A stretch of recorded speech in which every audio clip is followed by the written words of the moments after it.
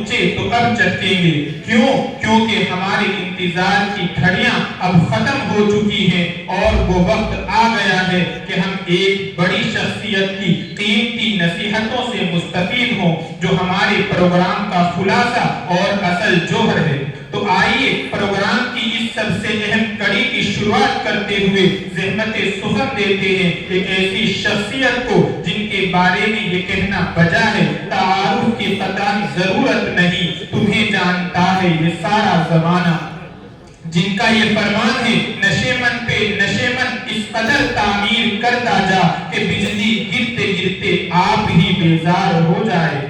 اب ہم بہت ہی ادب و احترام کے ساتھ درخواست کرتے ہیں نمونہ اسلاف جناب حضرت مولانا مفتی راشد صاحب اعظمی دامت برکاتہم العالیہ نائب محتمم دارالعلوم دیوبند سے کہ آپ حضور تشریف لائیں اور گم کردہ راہ قوم کو اپنی قیمتی نصیحتوں سے نوازیں جن کی روشنی میں ہم اپنی زندگی کی صحیح سمت متعین کر سکیں اور اپنی فکر و عمل کے دھارے کو مثبت موڑ دے سکیں. میری حضرت سے نہایت مؤدبانہ درخواست ہے کہ حضرت تشریف لائیں اور اپنے قیمتی نصیحتوں سے ہم سامعین کو محفوظ کریں.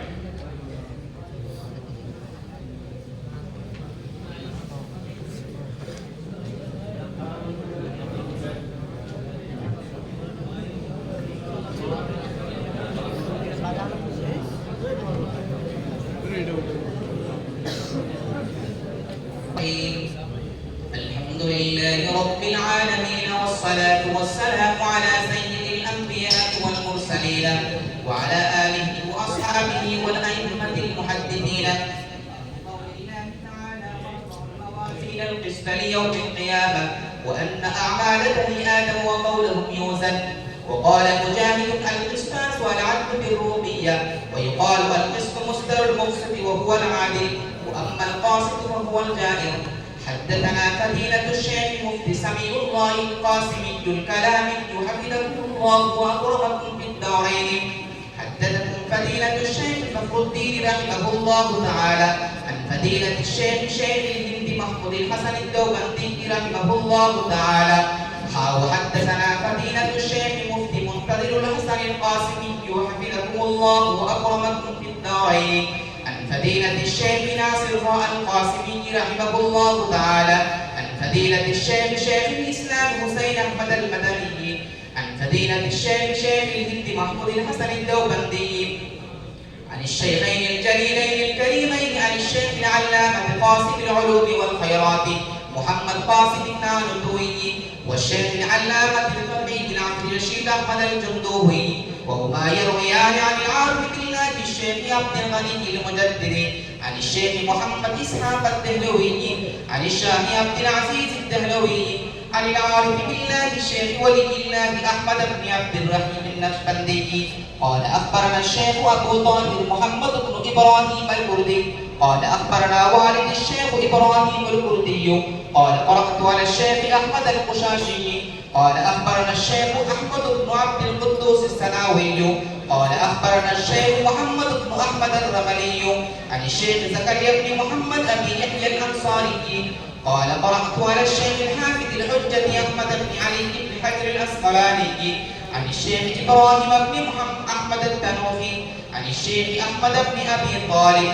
عن الشيخ السراج الحسين بن المبارك عن الشيخ عبد الأول بن عيسى الهروي عن الشيخ عبد الرحمن بن مظفر الداودي عن الشيخ عبد الله بن أحمد السرخسي عن الشيخ أبي عبد الله محمد بن يوسف الفربري عن الإمام الحافظ الحجة أمير المؤمنين في الحديث أبي عبد الله محمد بن إسماعيل بن إبراهيم بن مغيرة بن بردزبة الجعفي اليماني البخاري رحمه الله تعالى. اللهم انفعنا وارفعنا بعلومهم وعلومكم أجمعين آمين يا رب العالمين. أنه قال حدثنا أحمد بن أشتاب قال حدثنا محمد بن فزيل عن عمارة بن القعقاع عن أبي زرعة عن أبي هريرة رضي الله تعالى عنهم أجمعين أنه قال النبي صلى الله عليه وسلم كلمتان حبيبتان إلى الرحمن خفيفتان على اللسان ثقيلتان في الميزان سبحان اللہ وبحمدہ سبحان اللہ العظیم. الحمد لله نحمده ونستعينه ونستغفره ونؤمن به ونتوكل عليه ونعوذ بالله من شرور أنفسنا ومن سيئات أعمالنا من يهده الله فلا مضل له ومن يضلل فلا هادي له وأشهد أن لا إله إلا الله وحده لا شريك له وأشهد أن سيدنا مولانا محمدا عبده ورسوله صلى الله عليه وسلم. أعوذ بالله من الشيطان الرجيم. بسم الله الرحمن الرحيم. ونضع الموازين القسط ليوم القيامة. وقال النبي صلى الله عليه وسلم كلمتان حبيبتان إلى الرحمن خفيفتان على اللسان ثقيلتان في الميزان سبحان الله وبحمده سبحان الله العظيم. حضرت شیخ صاحب، حضرات علماء کرام، عزیز طلبہ اور بہت سے دور دراز سے تشریف لائے مہمانان اکرام، یہ اللہ کا کرم ہے، بڑا احسان ہے کہ اللہ تعالیٰ نے ہمارے دین میں، اسلام میں قرآن کریم کے بعد سب سے بڑی کتاب، سب سے قیمتی کتاب، سب سے مقبول کتاب بخاری شریف کی تکمیل کا اللہ تبارک تعالیٰ نے ہم سب کو سنہرا موقع نصیب فرمایا. میں مبارکبادی دیتا ہوں طلبہ کو جو اچھی خاصی تعداد میں ہیں. بڑے بڑے مدرسے میں جاتا ہوں تو کسی میں 4 بچے ہیں، کسی میں 5 بچے، بڑے بڑے پرانے مدرسے، اور بہت اچھے شیخ الحدیث بھی ہیں وہاں، لیکن 4 ہی 5 ہی. ایک مدرسہ اس میں 3 ہی تھے، لیکن ماشاءاللہ آپ کے جامعہ زکریا میں 400 اور 500 کے بیچ میں طلبہ ہیں. یہ مدرسے کی مقبولیت کی دلیل ہے اور آپ کے اساتذہ کرام کی عظمت کی دلیل ہے کہ اللہ تبارک تعالیٰ نے اتنی تعداد میں بخاری شریف پڑھنے والوں کو اکٹھا کر دیا. میں سوچ رہا تھا کہ جب سے بخاری شریف لکھی گئی ہے، دارالعلوم دیوبند سے زیادہ بخاری کہیں نہیں پڑھائی گئی. میں نے اس سے حساب لیا، امام بخاری رحمۃ اللہ علیہ خود پڑھاتے تھے تو 10-10 ہزار کا مجمع ہوتا تھا.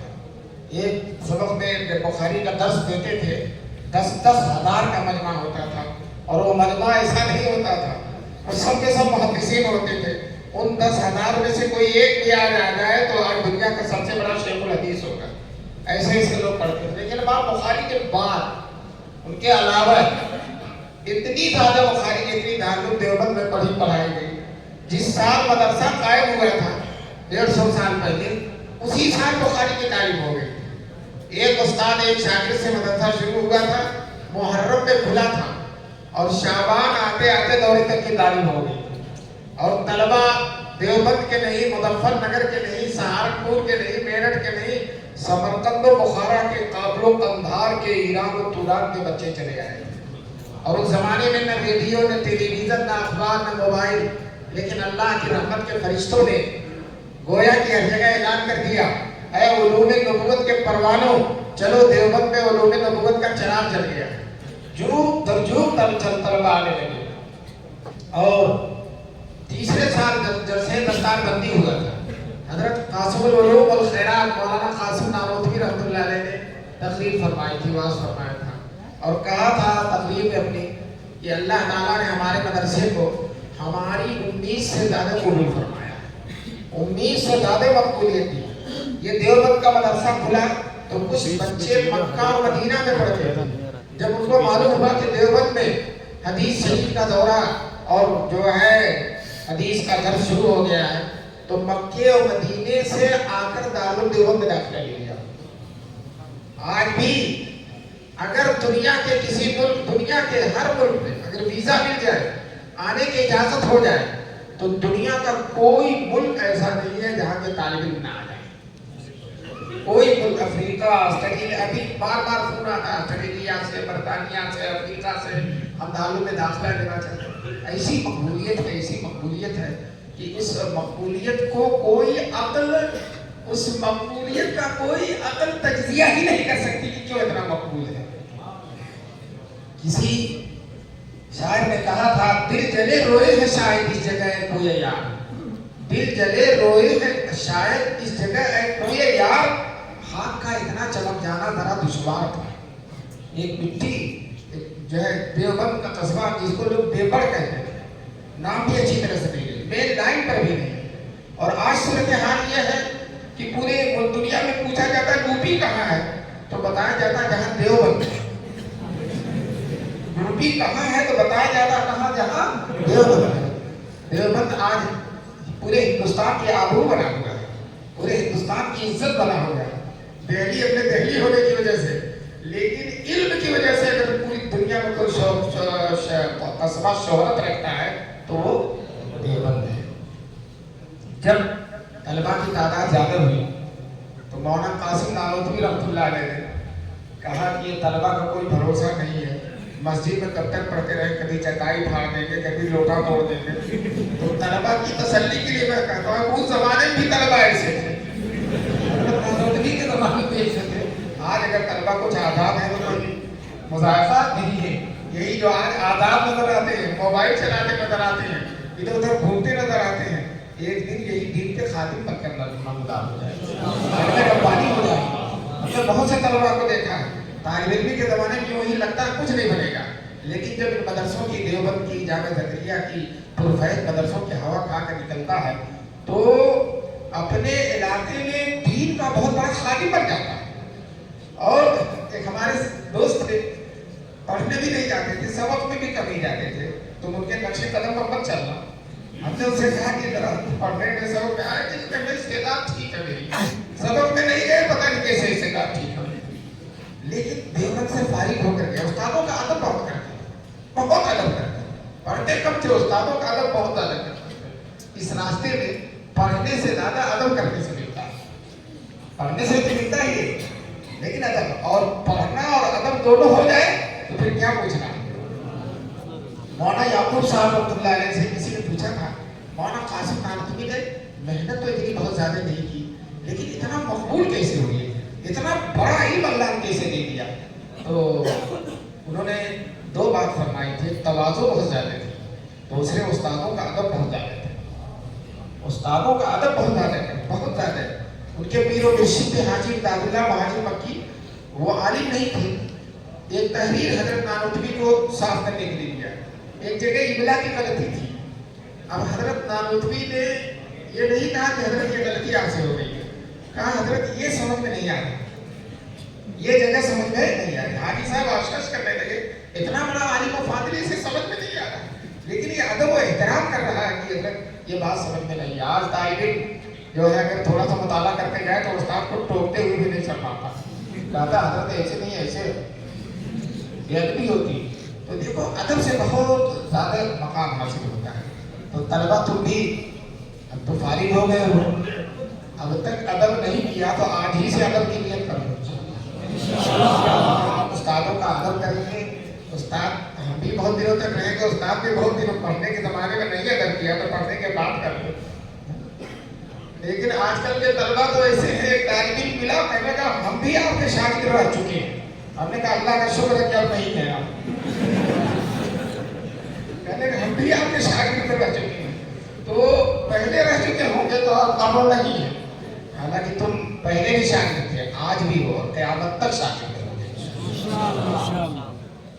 بہرحال جو ہے جب مدرسے میں تعداد طلبہ کی زیادہ ہو گئی اور نانوتوی رحمۃ اللہ علیہ نے کہا کہ طلبہ کا کوئی بھروسہ نہیں، کبھی مسجد کا لوٹا توڑ دیں گے، کبھی چٹائی پھاڑ دیں گے، اس لیے مدرسہ الگ سے ہونا چاہیے، الگ سے عمارت قائم ہونی چاہیے۔ چنانچہ طے ہو گیا کہ مدرسے کی الگ سے بنیاد رکھی جائے گی، الگ سے تعمیر ہوگی، مسجد میں ہمیشہ نہیں چلے گا۔ اب اعلان ہو گیا کہ فلاں تاریخ کو جمعے کے دن مولانا قاسم نانوتوی کا واعظ ہوگا اور واعظ کے بعد مدرسے کی بنیاد رکھی جائے گی۔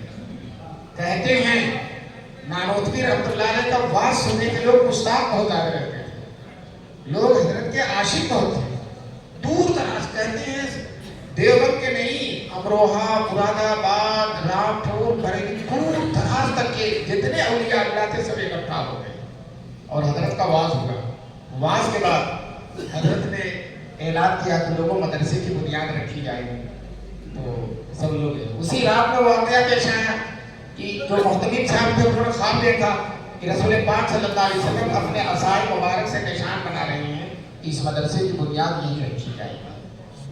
रुकिया और रुकिया हक है, अहले सुन्नत वल जमात का अकीदा है। तो ख्वाब देखा कि यहाँ जो है बुनियाद रखी, सुबह देखा तो निशान मौजूद है और उसी पर बुनियाद खोदी गई। चुनांचे तराने में, देवबंद के तराने में इशारा है, खुद साकिए कौसर में रखी मैं खाने की बुनियाद। सबसे पहली मियां जी मुन्ने शाह ने रखी, जो देवबंद के सैयद थे, जिनके बारे में कहा जाता है, नानोफी फरमाते थे गुनाह करना तो दूर की बात है, उनके दिल में गुनाह का ख्याल भी नहीं था। सबसे पहली उन्होंने। दूसरी शारिह बुखारी मौलाना अहमद अली सहारनपुरी, जो हजरत नानोफी के उस्ताद भी थे, उन्होंने दूसरी रखी। तीसरी कुतुबुल अक़ताब मौलाना रशीद अहमद गंगोही की रखी। जो असल बुजुर्ग हैं मेरे कारोबार वो दूर खड़े, वो बुनियाद नहीं रख रहे, वो अपने को इस लायक नहीं समझ रहे कि मैं तवाज़ो बहुत है, इस लायक नहीं समझ रहे कि मैं बुनियाद रखूं। लोगों ने बहुत इसरार किया तो चौथी ईद कासिमुल उलूम वल खैरात मौलाना कासिम नानोतवी ने रखी। फिर इन हजरात ने रो रो के दुआ किया, बारे अल्लाह ये बंदे जो कुछ कर सकते थे कर दिया, अब इस मदरसे को बढ़ाना आपकी कुदरत का नतीजा है और आप जो इस मदरसे को बढ़ाएंगे। दोस्तों फिर इतना बढ़ाया, आज 150 साल का जमाना गुजर गया, रात और दिन का कोई हिस्सा ऐसा नहीं है जिसमें दारुल देवबंद के फारिगीन दुनिया के किसी न किसी हिस्से में दीन की कीमत ना जाते हैं। कितनों का मुकाबला करना, बातिल को खत्म करना, हक का बोलबाला करना, ये बुजुर्गान देवबंद उलमा देवबंद फारिगीन देवबंद का एक शिवा है। इमाम हक देवबंद तशरीफ लाए थे, उन्होंने अपनी तकरीर में कहा मैं दुनिया के हर मुल्क में गया और जहां भी गया दारुल उलूम देवबंद का फैज़ सूरज और चांद की तरह चमकता है। अभी मुहद्दिस हैं दारुल देवबंद में हजरत मौलाना नेमतुल्लाह, आज ही सुबह मैंने उनसे पूछा हजरत बुखारी इतनी मकबूल क्यों? तो हजरत ने जो जवाब दिया वो बात में बताऊंगा, हजरत ने जो जवाब दिया वो बात में बताऊंगा। बहरहाल मैं मौलाना नेमतुल्लाह साहब के साथ सफर करके फीजी गया। फीजी एक ऐसा जजीरा है जो दुनिया का सबसे पहला हिस्सा, सबसे पहली फजर की अज़ान नहीं होती है, सबसे पहली फजर की नमाज हुई, सबसे पहली आबादी हुई, उसके बाद कुछ नहीं। तो उसके बाद फिर घूमते रहिए, नीचे जाएंगे तो अमेरिका नजर आ जाएगा। बहरहाल वहाँ गए, 14 घंटा जहाज से चलते रहे। जब जजीरे में उतरे मौलाना नेमतुल्लाह साहब खत्म बुखारी के लिए तशरीफ ले गए, मैं भी उनके साथ गया था। हम उस जजीरे में गए तो देखा कई एक दौरे के मदरसे हैं और वहाँ इतनी दूर दराज दुनिया के बिल्कुल इब्तदाई हिस्से में बुखारी पढ़ रहे हैं। मैं ये बुखारी की मकबूलियत भी देखी और देवबंद की भी मकबूलियत देखी, दोनों मकबूलियत साथ साथ चल रही है। जिस तरह से देवबंद मकबूल है, जिस तरह से बुखारी मकबूल है, उसी तरह से देवबंद, और दोनों के खास रिश्ता है दोनों मकबूलों का। देवबंद में जितनी बुखारी पढ़ाई गई कहीं नहीं पढ़ाई गई।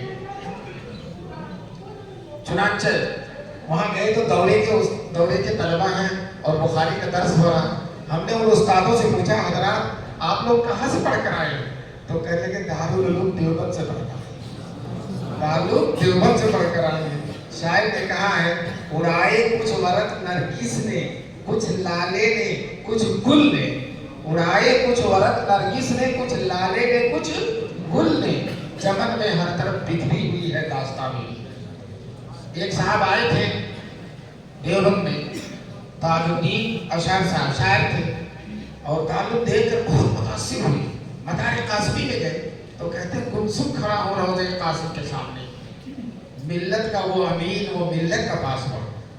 फिर देवबंद के बारे में उन्होंने कहा रूहे अबू हनीफा यही आसपास है। ताल्लुक के बारे में कहा रूहे अबू हनीफा यही आसपास है। मैंने ताजुद्दीन से अखबार के शेर में थोड़ी तब्दीली कर दी है, रूहे सरवरे कौनैन यही आसपास है, रूहे सरवरे कौनैन यही आसपास है। अब बताओ हुजूर की तवज्जो नहीं होगी, उनकी हदीस जितनी पढ़ाई जा रही, आज भी इस साल भी 1300 बच्चों ने बुखारी शरीफ पढ़ी है, کسی سال 1700 بچے پہنچ جاتے ہیں اور مسلسل یہ سلسلہ چلتا چلا جا رہا ہے. تو امام بخاری نے جو بخاری لکھی اور خود پڑھائی، ان کے بعد جتنی دارالعلوم دیوبند میں پڑھائی گئی اتنی کہیں بھی نہیں پڑھائی. اور انشاءاللہ یہ سلسلہ بڑھتا ہی چلا جائے گا. جس سال قیامت آئے گی اس سال بھی بخاری پڑھی جائے گی. اگر محرم میں آئے گی قیامت، محرم ہی میں مشہور ہے، تو جتنا نصاب محرم تک ہے اتنا پہنچ چکے جائیں گے تب سے آتا ہے. صاحب نصاب کی ہم نے وہاں کیا صاحب استادوں کو دیکھا ہے، مرتے بھی ہیں تو نصاب پورا کرا کر مرتے ہیں. شیخ عبدالحق صاحب رحمۃ اللہ علیہ کا انتقال ہوا تو بخاری پوری کرا کے انتقال ہوا. مولانا ریاست علی صاحب کا انتقال ہوا تو اپنا سبق پورا کرا کر ان کا انتقال ہوا. تو ہم نے یہی دیکھا کہ استاد مرتا بھی ہے تو نصاب پورا کر کے ہی مرتا ہے. اس لیے کہ باقی دارالعلوم دیوبند کی نصیحت یہی ہے کہ نصاب کی تکمیل کی. دیکھو بات مدرسے لاپرواہی کرتے ہیں تو ان مدرسوں میں مت ایسا مت کرنا کہ مدرس ہو کہ کتاب کہیں تک پڑھا دیا، ایسا نہیں ہونا چاہیے. جو نصاب متعین ہے، حضرت نے فرمایا کہ مشورے سے جو نصاب متعین ہو جائے چاہے وہ کم ہو لیکن جو متعین ہو جائے اس کو پورا کرنا، اس سے کم نہیں کرنا ہے، اس سے کم پڑھانا دھاندلی ہے. علم کے ساتھ جو ہے گویا کی نازیبا سلوک ہے کہ نصاب کو پورا نہ کیا جائے. نصاب کا پورا کرنا بہت ضروری ہے، بے حد ضروری ہے. اس لیے ماشاءاللہ دارالعلوم دیوبند میں نصاب پورا ہوتا ہے. بخاری شریف کی حسان تکمیل ہوتی ہے. کوئی کتاب ختم ہو یا نہ ختم ہو لیکن بخاری تو ختم ہوتی ہے. میں نے یہ فضیلت دارالعلوم کی اس لیے بتائی ہے کہ میں جامعہ زکریا کو دارالعلوم سے الگ نہیں سمجھتا. اسی کا فیض ہے، اسی کا فیض ہے. ابھی آپ لوگوں نے بڑی انصاف کی بات کہی ہے، بڑی انصاف کی بات کہی ہے. ورنہ لوگ یہ کہتے ہیں کہ وہ ہمارے لیے بچے آئے تھے، آئے تھے دارالعلوم کے لیے. اور جو ہے آپ نے انصاف سے کام لیا. اللہ تعالیٰ آپ کے اس انصاف کو پسند کر رہے ہیں اور اس صدق کا سچ بولنے کا اللہ تعالیٰ آپ کو اس کا ثواب اور صلہ نصیب فرمائیں گے اور آپ کے مدرسے کو مقبولیت ہوگی. کوئی بھی چیز سچ بول کر مقبول ہوتی ہے، جھوٹ بولنے سے کوئی چیز مقبول نہیں ہوتی. تو بہرحال نہیں دارالعلوم میں ہوا لیکن آپ لوگوں نے احسان کیا، کم سے کم ان بچوں کو دیوبند سے بھی جانے نہیں دیا، دیوبند سے بھی جانے نہیں دیا. اور دارالعلوم دیوبند تقریباً ترادف ہے، ان کے اندر تقریباً ترادف ہے. باہر تو ترادف ہی ہے. اگر کوئی کہتے ہیں ہم دیوبند پڑھتے ہیں تو پھر کوئی پوچھتا ہے کہ سب آنکھ بند کر کے سمجھتے ہیں کہ دارالعلوم میں پڑھتے ہیں. بہت سے لڑکے جو گمراہ قسم کے ہیں وہ اس کا فائدہ اٹھاتے ہیں.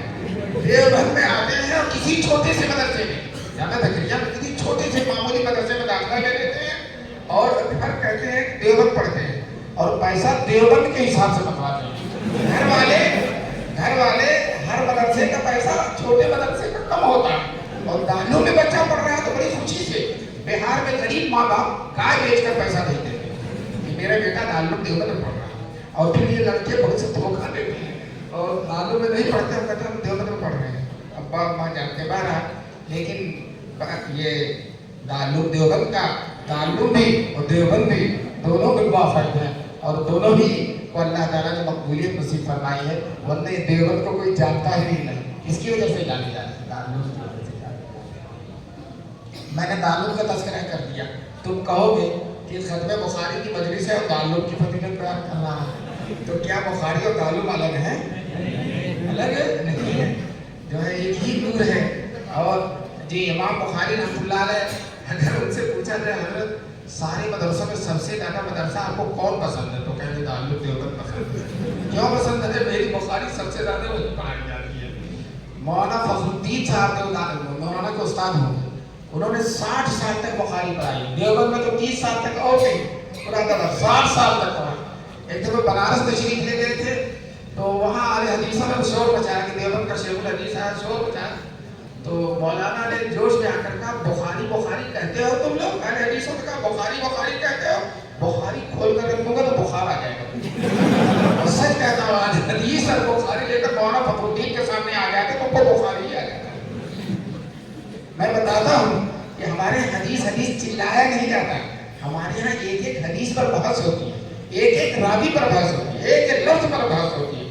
آخری حدیث تم دیکھو نا قسط کا لفظ آیا ہے اور امام بخاری قسطاس کی تشریح کر رہے ہیں. لفظ آیا قسط کا اور تشریح کس کی کر رہے ہیں؟ قسطاس کی. تو یہ حدیث بخاری چلاتے ہیں، وہی لوگوں کو نہیں ڈالیں گے. استاذ کی تشریح اس لیے کر رہے ہیں کہ قسط اور استاذ دونوں کا مادہ کیا ہے؟ ایک ہے. اور جب دونوں کا مادہ ایک ہے تو ایک کی جب تشریح ہو جائے گی تو دوسری کی بھی تشریح خود بخود ہو جائے گی. تو استاذ کی تشریح کیا کہ عدل ہے، تو پھر قسط کی بھی تشریح یہی ہوگی کہ اس کے معنی کیا ہے؟ عدل ہے. امام بخاری نے کمال کیا. میں نے ابھی کہا تھا نا کہ میں نے مولانا رحمۃ اللہ سے پوچھا کہ امام بخاری شریف اتنی مقبول کیوں ہے؟ تو حضرت نے کہا بہت ساری وجوہات ہیں. ایک وجہ تو یہ ہے کہ ان کے اندر تقویٰ بہت زیادہ تھا، اتنا زیادہ تقویٰ تھا، اور جس کے اندر تقویٰ ہوتا ہے اللہ سے مقبول فرماتے ہیں. بہت زیادہ تقویٰ تھا. خود امام بخاری کہتے ہیں میں نے جس دن سے سنا ہے، جس دن سے حدیث پڑھی ہے کہ غیبت حرام ہے، اس دن سے میں نے غیبت کی ہی نہیں. تو جو حدیث میں پڑھتے تھے اس پر کیا کرتے تھے؟ عمل کرتے تھے. یہ تقویٰ ہے. دوسری بات، علم کے لیے محنت اور مجاہدہ انہوں نے بہت کیا. چنانچہ گھاس کھا کھا کر، درختوں کے پتوں کو کھا کھا کر انہوں نے علم حاصل کیا. روٹی اگر کھاتے تھے تو سالن کھاتے ہی نہیں تھے، صرف روٹی ہی کھاتے تھے. ماشاء اللہ جانا زکریا میں تو ہفتے میں ایک دن مچھلی بھی ملتی ہے. مچھلی والے بہت زور سے بولے.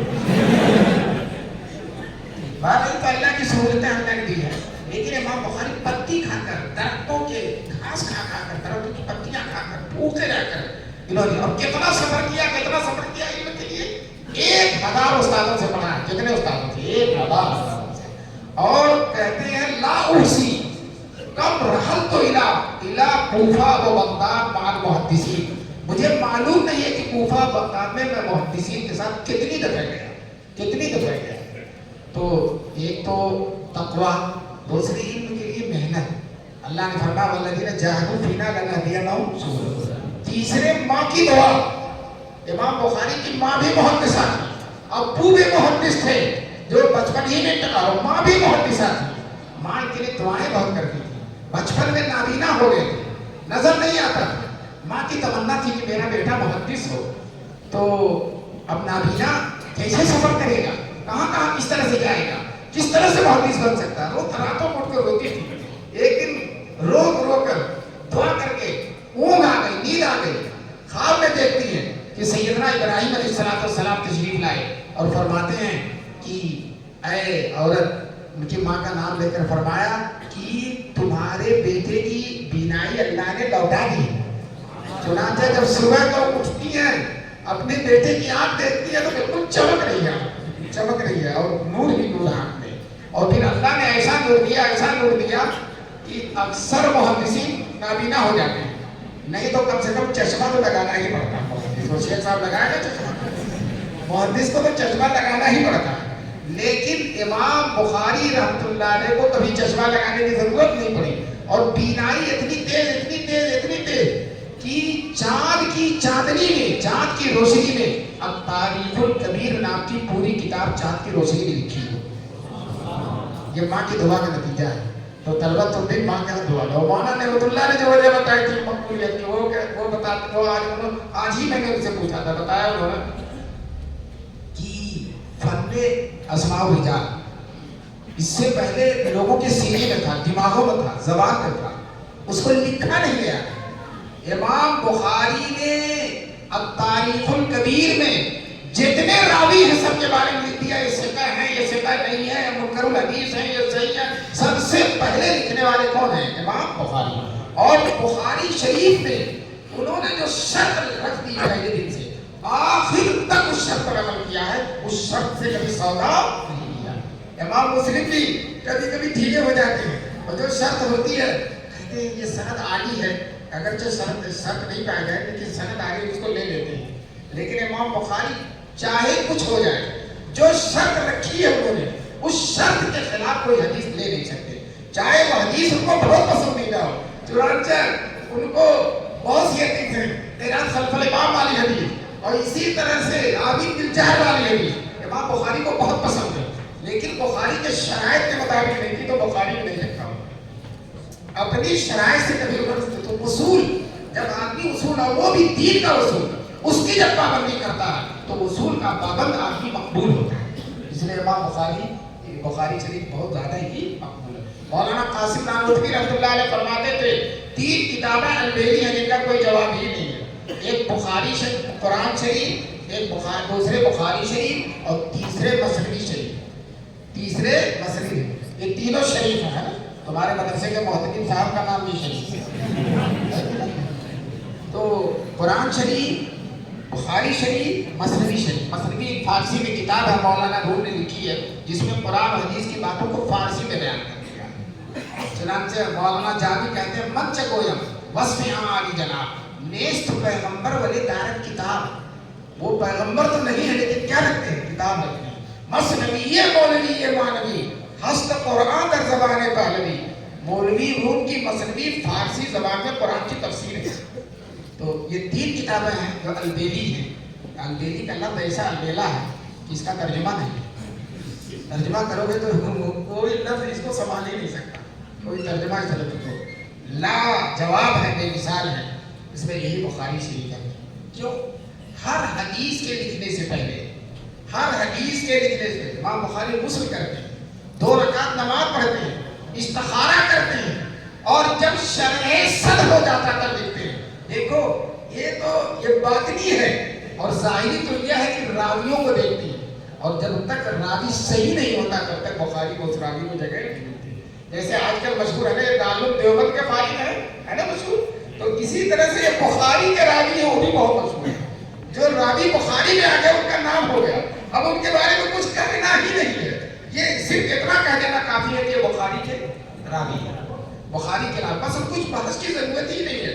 نہ ان کے بارے میں مصری سے پوچھنا، نہ ذہبی سے پوچھنا، نہ ابن حجر سے پوچھنا، نہ عائدی سے پوچھنا، نہ کرمانی سے پوچھنا، کسی سے نہیں پوچھنا. جب بخاری میں آ گئے تو بخاری میں آ جانا اس بات کی دلیل ہے کہ وہ صحیح راوی ہے. امام بخاری غلط راوی بخاری میں لا ہی نہیں سکتے. تو بہرحال اس مقبولیت کی دلیل ہے. اب ذرا دیکھو جی، دھیرے دھیرے بولیے. کوئی صاحب بول رہے ہیں تھوڑا دھیرے دھیرے بول رہے ہیں. ادھر بیچ میں کوئی صاحب بول رہے ہیں. دیکھو چند باتیں بتا دوں. کتاب الایمان سے شروع کیا. کس سے شروع کیا؟ کتاب اور کتاب التوحید پر ختم کیا. کتاب الایمان سے شروع، کتاب التوحید پر ختم. یہ بتانے کے لیے جو ایمان ہے وہی توحید ہے. ایمان اور توحید دونوں چیزیں ایک ہے، الفاظ کا فرق ہے. یعنی ہمیں شروع میں بھی ایمان ہونا چاہیے اور آخر میں بھی ایمان ہونا چاہیے. جب ہماری زندگی شروع ہو تو کس کے ساتھ شروع ہو، اور جب ہماری زندگی ختم ہو تو کس پر ختم ہو. اس بات کی طرف اشارہ کرنے کے لیے کتاب الایمان سے شروع کیا ہے اور کتاب الایمان ہی پر ختم کیا ہے. اور کسی بھی عمل کی ابتدا، علامہ سدھی فرماتے ہیں کسی بھی عمل کی ابتدا نیت پر ہے اور کسی بھی عمل کی انتہا وضع میزان پر ہے. اب عمل کی انتہا یہی ہے کہ اس کو تول لیا جائے.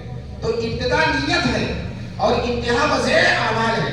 تو سب سے پہلی حدیث انما الاعمال بالنیات ہے اور سب سے آخری حدیث کیا ہے؟ نضع الموازین القسط کلمتان حبیبتان الی الرحمن خفیفتان علی اللسان ثقیلتان. تو ابتدائی عمل نیت ہے اور انتہائی عمل وضع. تو ابتدائی بخاری نیت ہے اور انتہائی بخاری وضع. یہ بخاری کی مناسبات ہیں اور بھی بہت جو ہر محدث الگ الگ نقطے نکالتا ہے.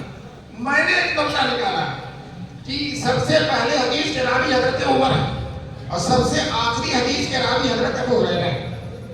حضرت عمر سب سے پہلے حدیث کے راوی کیوں سب سے پہلے ان کی حدیث لائی؟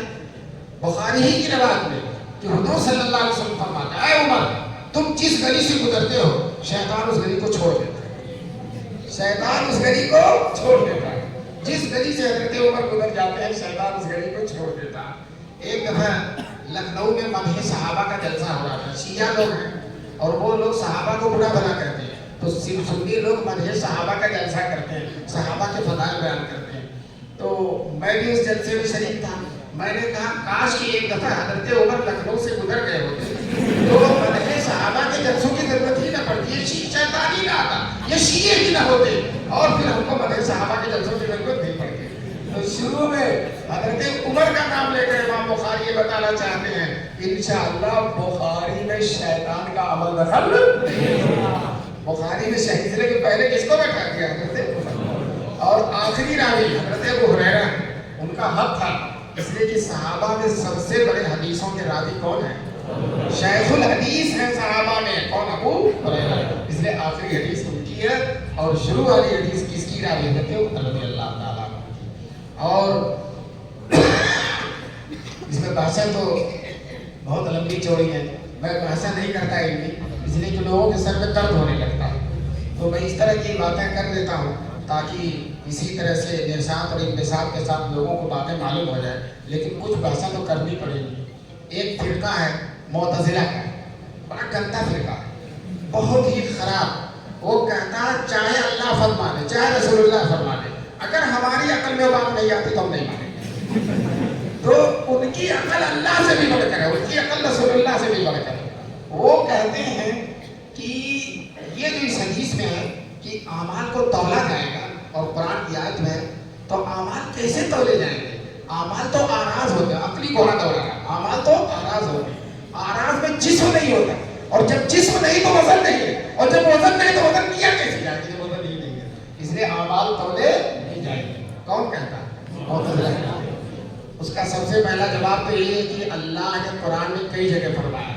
حدیث میں رسول اللہ نے فرمایا کہ تولے جائیں گے تو اے معتزلہ تم لاکھ بہت اچھا وہ جانتے ہو کیوں کہتے ہیں تولے لیتے ہیں وہ سوچتے ہیں کہ ہمارے نہ تولے جائیں تو لاؤ تولنے کا انکار ہی کر دو تاکہ ہمارے اعمال نہ تولے جائیں ہم کہتے ہیں معتزلہ اعمال تولے جائیں گے اور تمہارے بھی تولے جائیں گے اور تم کو جہنم میں بھیجا جائے گا تم کو جہنم میں بھیجا جائے گا وہ پر عقلی گھوڑا اعمال آراز ہیں اور آراز تولے نہیں جا سکتے تو اعمال تولے نہیں تو پہلے علماء اس کا جواب دیا کرتے تھے یہ جواب دیتے تھے اللہ تعالیٰ آراز کو اجسام بنا دے گا اللہ تعالیٰ آراز کو اجسام اور اجسام تولے جاتے ہیں تو آراز بھی کیا ہو جائیں گے منطق پڑھی نہ سکتے ہو آراز کو کیا بنا دیں گے اجسام اور اجسام تولے جاتے ہیں تو نتیجہ نکالو آراز تولے جاتے ہیں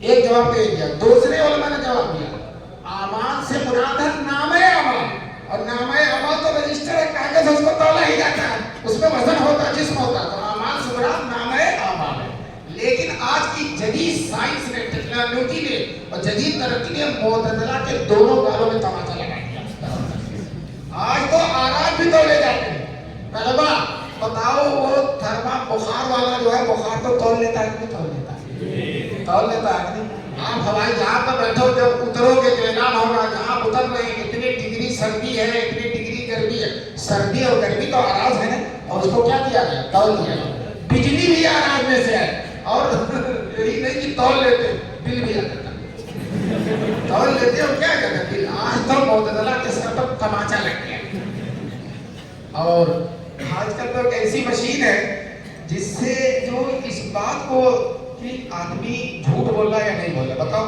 جھوٹ بولنا تو آراز میں سے ہے وہ مشین لگا کر پتہ لگا دیا جاتا ہے کہ جھوٹ بول رہا ہے یا سچ بول رہا ہے تو بتاؤ جھوٹ اور سچ کو ناپا جا رہا ہے کہ آراز کو تو آج تو آراز بھی ناپے جا رہے ہیں اب سوال یہ پیدا ہوتا ہے کہ میدان محشر میں جو وزن ہوگا اعمال تولے جائیں گے وہ کن کے وزن ہوں گے کن کے وزن نہیں ہوں گے کیا کیفیت ہوگی حدیث میں رسول پاک صلی اللہ علیہ وسلم حدیثوں کے مطالعوں سے اور حدیثوں کے کو جمع کرنے سے تطبیق دینے سے پتہ چلتا ہے کہ 4 طرح کے لوگ ہوں گے جن کو اعمال تولنے کا سامنا ہوگا کتنے لوگ 4 ایک مومن کامل جس نے گناہ کیا ہی نہیں ہے جیسے انبیاء ہیں صدیقین ہیں شہداء ہیں یا کیا ہے تو اس تولنے کے مرحلے پر جانے سے پہلے ان کا گناہ معاف ہو گیا وہ لوگ بے حساب و کتاب جنت میں جائیں گے ان کے اعمال نہیں تولے جائیں گے وہ وہاں کھڑے ہوں گے فرشتے کہیں چلو آپ جاؤ جنت میں آپ کا عمل تولا نہیں جائے گا ایک دفعہ میں ایئرپورٹ پر ایک جگہ گیا تو وہ سب چیک کرتے ایسے ہاتھ اٹھواتے تو میں نے خود ہی ہاتھ اٹھا دیا تو میں نے کہا چچا جاؤ آپ کو نہیں آپ کا واپا نہیں جائے گا جاؤ آپ کا چیک نہیں کیا جائے گا تو اسی طرح سے وہ جائیں گے لیکن فرشتے کہہ دیں گے تم سیدھے جنت میں چلے جاؤ تمہارے اعمال تولے نہیں ہو کون لوگ ہوں گے جن کے اعمال تولے نہیں جائیں گے حدیث میں الذین لا یتطیرون ولا یستیقون ولا یکتوون وعلی ربہم یتوکلون جو داخلے مؤثر سمجھ کر نہیں کرتے. جھاڑ پھونک کو اگر کرتے بھی تو اس کو مؤثر نہیں سمجھتے. مؤثر کس کی ذات ہے؟ اللہ. لاگنے کا علاج نہیں کرتے. بدشگونی نہیں لیتے کہ جیسے ہندو ہے نا, کتا گزر گیا, بلی گزر گئی تو گاڑی نہیں چلاتے. تو یہ بدشگونی نہیں لیتے. وَعَلَىٰ رَبِّهِمْ يَتَوَكَّلُونَ, اور اپنے رب پر بھروسہ کرتے. یہ کتنے لوگ ہوں گے جو کہ حساب کتاب جائیں گے؟ 70,000 لوگ ہوں گے جو کہ حساب کتاب جنت میں جائیں گے. ایک حدیث میں ان 70 میں ہر 1000 کے ساتھ 70,000 ہوں گے, اور ایک دوسری حدیث میں ہے کہ ہر ایک کے ساتھ 70,000 ہوں گے. اور پھر ایک حدیث میں یہ بھی ہے کہ آخر میں اللہ اپنے لب بھر کر اٹھا کے جنت میں داخل کر دے گا. دوستوں میں کہا کرتا ہوں اگر پہلے میں نہ آئے تو دوسرے میں آ جائیں گے, اگر دوسرے میں نہ آئے تو تیسرے میں آ جائیں گے, اور تیسرے میں نہیں آئے تو اللہ کا لب کتنا بڑا ہے اس میں تو انشاءاللہ آ ہی جائیں گے. اللہ تعالیٰ سب کو لبوں میں شامل فرمائے, حساب و کتاب جنت میں جائیں گے. دوسرے وہ لوگ جو گناہ کی ہوئی ہیں تو ان کے اعمال کو تولا جائے گا. ایک میں نیکی پل رہی ہے, دوسرے میں گناہ رکھا جائے گا. اگر نیکی کا پلڑا بھاری جنت میں جائے گا, بدی کا پلڑا بھاری جہنم میں جائے گا. دونوں برابر ہیں تو شفاعت کی ضرورت پڑے گی, اور وہاں شفیع المذنبین رحمت للعالمین تسلیت بے کساں سرور کونین صلی اللہ علیہ وسلم وہاں پہلے ہی سے کھڑے ہوں گے اور سفارش کر دیں گے.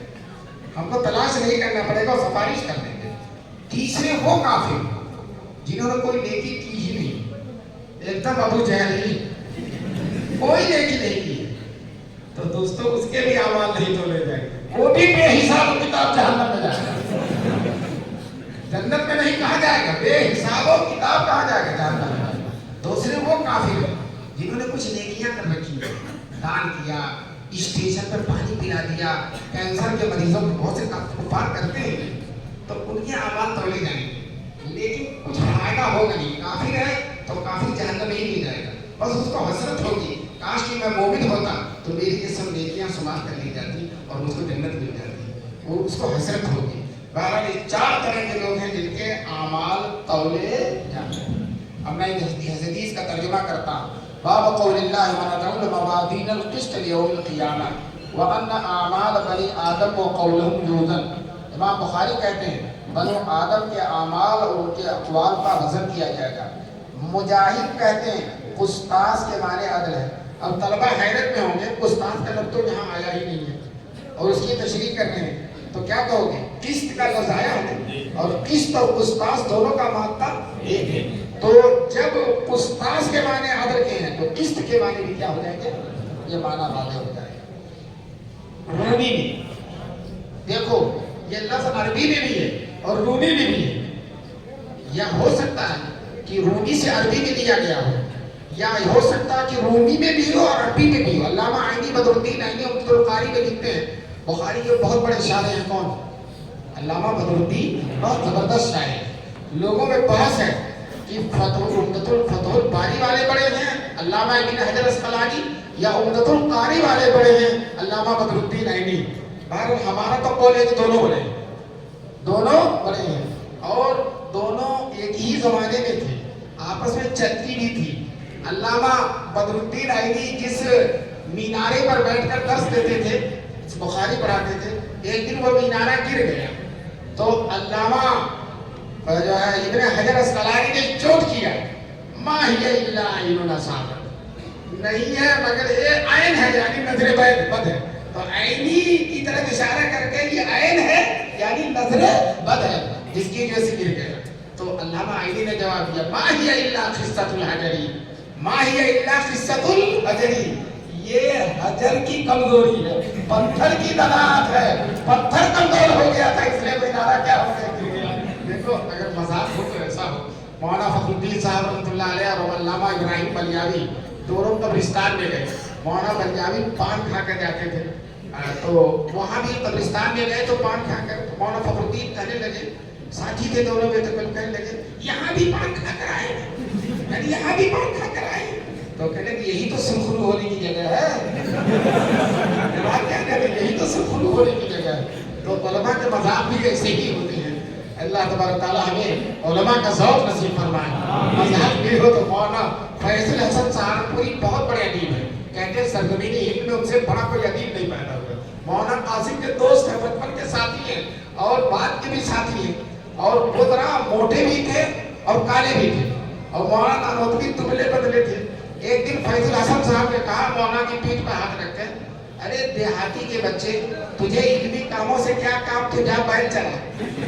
حضرت نانوتوی سے کہا جا بیل چلا, جا بھینسا چلا. تو حضرت نانوتوی نے کوئی جواب نہیں دیا. مولانا فیض الحسن کی پیٹھ پر ہاتھ رکھ دیا, کہا ایک بھینسا مل گیا ہے, ایک اور مل جائے گا. دیکھو اللہ کیسے مذاق کرتے ہیں.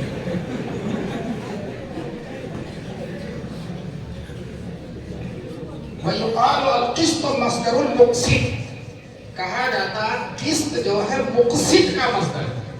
حالانکہ سب جانتے ہیں کہ مقسط کا مصدر باب افعال سے اقساط ہے. علامہ اسماعیلی نے اعتراض کیا کہ بخاری نے جو یہ کہا ہے کہ قسط مقسط کا مصدر ہے, یہ صحیح نہیں ہے, بلکہ مقسط کا مصدر اقساط ہے. یہ علامہ اسماعیلی نے. تو علامہ کرمانی نے جواب دیا. ایک علامہ اعتراض کرتے ہیں تو اس کا جواب دینے کے لیے 10 علامہ اکٹھا ہو جاتے ہیں. کرمانی نے جواب دیا کہ یہ مراد ہے مصدر و محذوف الزوائد, ایسا مصدر جس کے زوائد کو کیا کر دیا, حذف کر دیا. تو یہ قسط اصل ایک صاف تھا اور اس میں جو زوائد ہے اس کو کیا کر دیا, حذف کر دیا, تو وہی مصدر ہے. علامہ عینی کہتے ہیں یہ جواب نہیں چلا, یہ جواب تسلی بخش نہیں ہے. میں تم سے کہنا چاہتا ہوں یہ قسط کا جو لفظ ہے اس کے دو معنی آتے ہیں, ظالم بھی اور عادل بھی. اگر اس کو باب افعال میں لے جائیں گے اور اس کو جو ہے مقسط کا اس کو مصدر مانیں گے, کس کا, مقسط کا, تو اس کے معنی عادل کے, اور قاصد کا اس کو اگر مصدر مانیں گے تو اس کے معنی ظالم کے. تو اب بتاؤ یہ دو چیز کا مصدر بن سکتا ہے, کس کا, مقسط کا بھی اور قاصد کا. اگر یہ مقسط کا مصدر ہے تو اس کے معنی عادل کے ہیں, اور یہ اگر قاصد کا مصدر ہے تو اس کے معنی کیا, ظالم. لیکن یہاں قاصد کا مصدر نہیں ہے بلکہ یہاں مقسط کا مصدر ہے, اور مقسط کا جو مصدر قسط ہوتا ہے اس کے معنی کیا ہوتے ہیں, عادل کے. یہ بتانا چاہتے ہیں. اس کے بعد حدیث ہے, ہم سے حدیث بیان کیا احمد ابن اشکاب نے, وہ کہتے ہیں ہم سے حدیث بیان کیا محمد ابن فضیل نے, وہ عمارہ ابن قعقاع سے, وہ ابو زرعہ سے, وہ ابو ہریرہ سے, کہ فرمایا رسول پاک صلی اللہ علیہ وسلم نے, آخری حدیث ہے ابو ہریرہ راوی, کلمتان حبیبتان الی الرحمن, دو کلمے ہیں جو اللہ کو بہت پیارے ہیں. حالانکہ کلمہ نہیں کلام ہے, لیکن حضور اختصار کے پیش نظر کہ ہے تو کلام لیکن مختصر ہونے میں کلمے کی طرح. دو کلمے ہیں حبیبتان الی الرحمن جو اللہ کو بہت پسند ہے, اور پسند اللہ کو بہت ہیں, اور ان کی خصوصیت کیا, ثقیلتان خفیفتان علی اللسان, زبان پر بہت ہلکے پھلکے, ہر آدمی اس کو ادا کر لے گا. جو لوگ گٹکا کھا کھا کر زبان کو ٹیڑھی کر دیتے ہیں اور پان کھا کھا کر زبان کو موٹی کر دیتے ہیں, میں سب کو نہیں کہتا, تو وہ بھی اس کو آسانی سے پڑھ سکتے ہیں, وہ بھی اس کو آسانی سے پڑھ سکتے ہیں. کہتے ہیں خفیفتان علی اللسان ثقیلتان فی المیزان, زبان پر بہت ہلکے ہیں اور عدل کے ترازو میں بہت بھاری, بہت زیادہ ان کا وزن ہوگا. اور وہ کلمے یہی ہے سبحان اللہ و بحمدہ سبحان اللہ العظیم. ان دونوں کلموں میں کلمہ اللہ کی ساری عظمت بیان کر دی گئی ہے, عظمتوں کا احاطہ کر دیا گیا جامعیت کے ساتھ, اس لیے کہ سبحان ہر عیب سے پاک ہے, اور حمد ہر حمد کا سزاوار ہے, اور عظیم ہر بڑائی کا حقدار ہے. تو اللہ ہر عیب سے پاک ہیں اور ہر تعریف کے لائق ہیں, اور ہر بڑائی سے اللہ تبارک تعالیٰ منور ہے. تو اللہ کی ساری کمالات, ساری عظمتیں آ گئی, اس لیے ان کو اللہ بہت پسند کرتے ہیں. اور پسند کرنے کا فائدہ یہ ہوتا ہے کہ اگر کے ترازو کو جب جائیں گے تو ان کا وزن بہت زیادہ ہو جائے گا. کچھ اعمال ایسے ہوتے ہیں کہ میدان معاشر میں عدل کے ترازو پر ان کا وزن زیادہ ہوگا. ان میں حدیث میں حسن خلق, حسن اخلاق, محبت سے ملو, پیار سے ملو, لوگوں کے کام آؤ, مسکرا کے ملو, اس کا وزن بہت زیادہ ہوتا ہے. بال بچوں پہ جو خرچ کیا جاتا ہے اس کا بھی وزن بہت زیادہ ہوتا ہے. اسی طرح سے اگر کوئی کسی مسلمان کے جنازے میں جاتا ہے تو حدیث میں آیا ہے کہ اللہ تعالیٰ 2 احد پہاڑ کا پر کے برابر اس کے نامہ اعمال میں رکھ دیں گے اگر جنازے میں شریک ہو رہا ہے. اسی طرح سے فرمایا علماء کے قلم کی سیاہی شہید کے خون کی سرخی سے زیادہ وزندار ہوتی ہے. تو دیکھو نا, امام بخاری رحمۃ اللہ علیہ نے بخاری رضی قلم لکھ دی, آج پوری دنیا اس سے فائدہ اٹھا رہی ہے. یہ دنیا میں ہر جگہ کوئی جگہ ایسی نہیں جہاں بخاری نہیں پڑھی جاتی. ایک عالم کہتے ہیں صرف ایک جگہ ایسی تھی جہاں بخاری نہیں پڑھی گئی تھی، ایک جگہ تھی، وہ جگہ کون تھی؟ خانہ کعبہ کے اندر ہر جگہ پڑھی گئی، خانہ کعبہ کے اندر کوئی مدرسہ نہیں ہے، جانا ہی مشکل ہوتا ہے، وہاں بخاری نہیں پڑھی گئی۔ ایک عالم کہتے ہیں میں تان میں تھا کہ کس دن کھلتا ہے، خادم لوگ پڑھے گئے، خادم لوگوں نے صفائی کے لیے کھولا، میں دونوں چیزیں لے کر اندر چلا گیا اور جب تک پوری پڑھ نہیں دی تب تک باہر ہی نہیں نکلا۔ دو صاحب یہ جگہ رہ گئی تھی وہاں بھی پڑھی گئی، کہاں؟ خانہ کعبہ کے اندر۔ یہ بخاری کی مقبولیت ہے، اللہ تعالیٰ ان طلباء کو بخاری پڑھنے اور پڑھانے کی زندگی بھر توفیق نصیب۔ اور میں نے بتایا تھا کہ امام بخاری نے کہا جب سے میں نے پڑھا ہے کہ لکھا حدیث میں دیکھا غیبت حرام، تب سے میں نے غیبت نہیں کی۔ تو تم بھی جو حدیثیں پڑھو اس پر عمل کرو۔ اب جامع زکریا والوں نے سال بھر کھلا پلا کر آخر میں تمہارے سر پر بہت بڑی ذمہ داری ڈال دی ہے۔ ذمہ داری یہ ہے کہ تم کو عالم دین بنا دیا، بخاری پڑھا کر تم کو فارغ کر دیا، اب پوری زندگی تم کو اس کا لحاظ کرنا ہے، اس کی ذمہ داریوں کو ادا کرنا ہے۔ عالم کی ذمہ داری ہے جو علم خود اس نے حاصل کیا دوسروں تک پہنچائے، خود بھی عمل کرے دوسروں تک پہنچائے۔ اور عالم کی ذمہ داری ہے حضور صلی اللہ علیہ وسلم کے دین کی حفاظت و اشاعت۔ حضور نے خود فرما دیا انما العلماء ورثۃ الانبیاء، تم نبی کے وارث ہو۔ اب نبی جو کرتے تھے تم کو سب کرنا پڑے گا، حضور کی سنتوں پر چلنا پڑے گا، حضور سے کے دین سے لگاؤ رکھنا پڑے گا، حضور کے دین پر عمل کرنا پڑے گا، دوسروں کو عمل کروانا پڑے گا۔ حضور کی صفت کان دائما فکرہ متواصل الاحدان، حضور ہر وقت رنج و غم میں ڈوبے رہتے تھے۔ کس کے لیے؟ امت کے لیے۔ تو تمہارے دل کے اندر بھی امت کی فکر ہو جانی چاہیے۔ علامہ بلیاوی رحمۃ اللہ علیہ جب کوئی طالب علم فارغ ہو جاتا تو کہتے تھا بٹوا رکھ لو پان کھانا، بٹوا رکھ لو پان کھانا۔ تو ہم بھی تو سے کہتے ہیں اب عمل کرو، اس عمل کو جو ہے اس عمل کی نور سے سارے عالم کو معطر کرنا، سارے عالم کو معطر کرنا، جو کچھ بھی پڑھا اس پر عمل کرنے کی کوشش کرو۔ آخر میں اپنی سند سے تم کو حدیث پڑھنے اور پڑھانے کی اجازت بھی دے رہا ہوں۔ میں نے بخاری شریف پڑھی ہے حضرت شیخ نصیر احمد صاحب اور شیخ مولانا عبدالحق صاحب رحمہ اللہ سے، اور انہوں نے بخاری پڑھی ہے شیخ الاسلام والمسلمین حضرت مولانا حسین احمد مدنی سے۔ اور اپنے زمانے میں جس طرح سے امام مالک کے زمانے میں سب سے اونچی سند امام مالک کی مانی جاتی تھی، اسی طرح سے شیخ الاسلام کے زمانے میں سب سے بڑی اونچی سند کس کی مانی جاتی تھی؟ شیخ الاسلام۔ کیوں؟ دو وجہ ہے۔ ایک تو متقی و پرہیزگار بہت ہیں، زبردست متقی و پرہیزگار ہیں۔